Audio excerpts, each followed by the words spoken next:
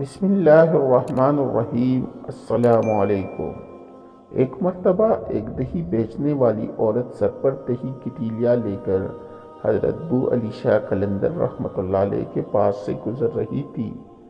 حضرت بو علی شاہ قلندر رحمۃ اللہ علیہ نے اسے روک کر دریافت کیا، دہی بیچو گی؟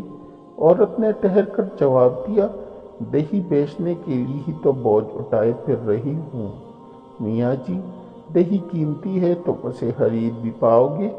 حضرت بو علی شاہ قلندر رحمۃ اللہ علیہ نے اس سے پوچھا، کیا قیمت ہے؟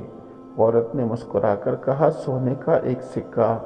حضرت بو علی شاہ قلندر رحمۃ اللہ علیہ نے جیب سے ایک سکہ نکال کر عورت کی طرف اچھال دیا اور بے نیازی سے کہا، جاؤ، یہ سکہ بھی تمہارا اور دہی بھی تمہارا، فقیر کو کچھ نہیں چاہیے۔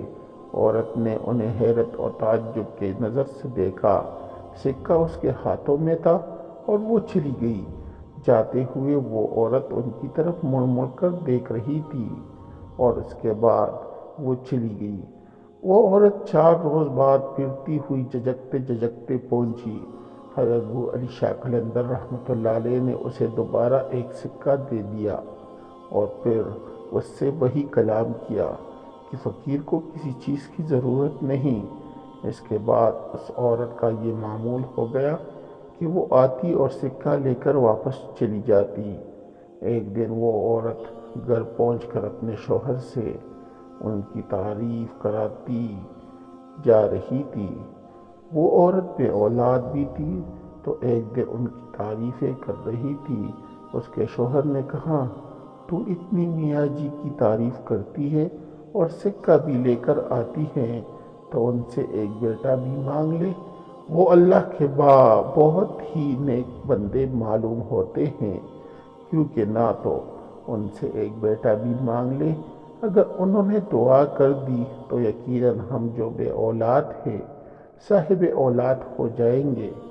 دوسرے روز عورت نے حضرت بو علی شاہ قلندر رحمۃ اللہ علیہ کے پاس پہنچ کر بیٹی کی تمنا ظاہر کی اور اس سلسلے میں ان سے دعا کی درخواست کی۔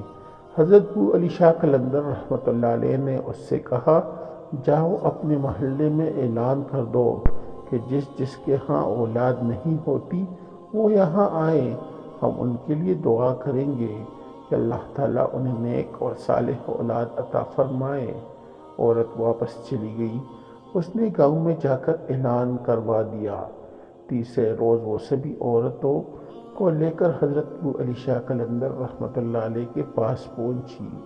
حضرت بو علی شاہ قلندر رحمۃ اللہ علیہ نے پان کی ایک گلوری کے ٹکڑے کیے اور ایک ایک ٹکڑا تمام عورتوں کو کھلا دیا۔ ایک عورت کو چھوڑ کر ساری عورتوں نے پان کھایا۔ مقررہ وقت گزرنے کے بعد سب کی مرادیں پوری ہو گئی، مگر جس عورت نے پان کا ٹکڑا نہیں کھایا تھا وہ بدستور بے اولاد ہی رہ گئی۔